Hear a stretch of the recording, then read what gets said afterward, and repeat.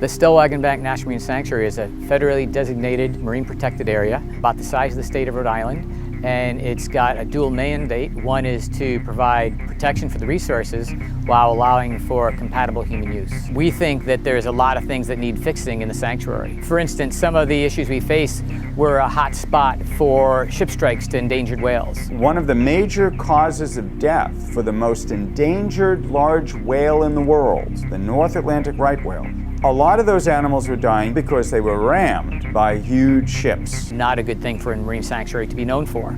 So we've done a great deal of research trying to identify where whales and shipping coexist. My name is Raphael Fenmore and I'm a marine science major. I'm also an intern here at the Stellwagen Bank National Marine Sanctuary. So here I work with Dr. Dave Wiley. Dave really spearheaded this project to move the shipping lane. So that's the yacht. Last year this was used primarily for the whale tagging project. This is the primary boat.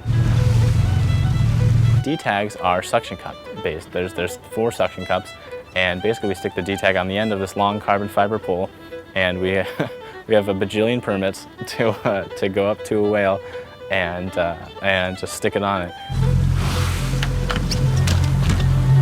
Tag is on. By just looking at the information on the D-tag, you can tell if the whale is facing up or down, if it's rolling on its side and such, so that later we can do a 3D reconstruction of the whale's path. And we just finished moving the traffic lanes in the sanctuary from an area of high whale density to an area of lower whale density, therefore reducing the risk. Another example of the poor health of Stellwagen is trawling. Trawling is a very important and efficient way to catch fish. You drag a big net around. But when you do that, you destroy habitat on the sea bottom. So, in order to mitigate some of this damage, a series of large closed areas was set up in New England waters.